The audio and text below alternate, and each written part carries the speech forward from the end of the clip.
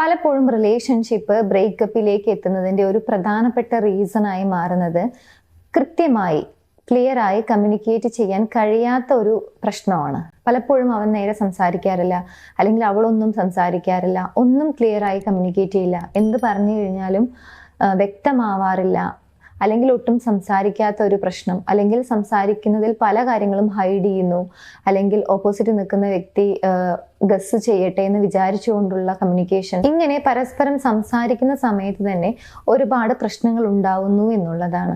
So ഇത്തരത്തിൽ എന്തൊക്കെ കാര്യങ്ങളാണ് നമ്മൾ ഇഷ്ടപ്പെടുന്ന വ്യക്തിയുമായിട്ട് കമ്മ്യൂണിക്കേറ്റ് ചെയ്യുന്ന സമയത്ത് ശ്രദ്ധിക്കേണ്ടത്?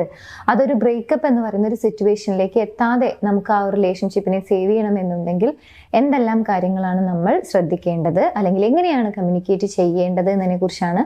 ഒന്നാമത്തെ ഒരു മിസ്റ്റേക്ക് എന്ന് പറയുന്നത്, ഓപ്പോസിറ്റ് നിൽക്കുന്ന വ്യക്തി അസ്യൂം ചെയ്യട്ടെ, അല്ലെങ്കിൽ ഗസ് ചെയ്യട്ടെ, അല്ലെങ്കിൽ അവർ പ്രെഡിക്റ്റ് ചെയ്യട്ടെ എന്ന ആറ്റിറ്റ്യൂഡിൽ പലപ്പോഴും പല കാര്യങ്ങളും ലീവ് ചെയ്യുന്ന ഒരു സ്വഭാവം.